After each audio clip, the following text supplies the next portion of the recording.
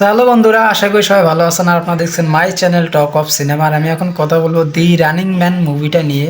ভাই, এটা নিয়ে আমার কথা বলতেই মন চাইতেছে না। মুভিটা দেখতে গিয়ে আমার মনটা একবারই খারাপ। তার কারণ হচ্ছে, মুভিটা আমি দেখতাম না, দেখছি শুধু একটা কারণে। মুভিটা যখন অ্যানাউন্সমেন্ট একটা ভিডিও আসে, সেটার মধ্যে টম ক্রুজকে দেখানো হয়েছে আর মিশন ইম্পসিবলের কিছু সিন দেখানো হয়েছে। তা আমি মনে করছিলাম যে হয়তো বা মুভিটা সেরকমই কিছু হবে, মানে মিশন ইম্পসিবলের মতো কিছু একটা হবে, কিন্তু না, টোটালি উল্টা।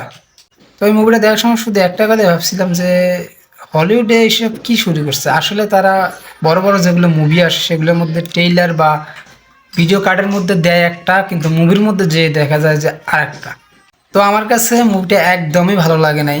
তো এটা নিয়ে আর বেশি কিছু বলতে চাই না।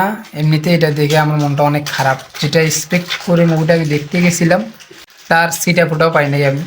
তো মুভির গল্পটা হচ্ছে এমন একটা গেম, সুসাইড স্কেপ যারা দেখছেন সেরকম একটা গেম থাকে, যে গেমে একবার ঢুকলে হয় জয় হয়ে বের হতে হবে, আর না হলে মৃত্যু অবধারিত। এরকম একটা কনসেপ্ট নিয়ে মুভিটা বানানো।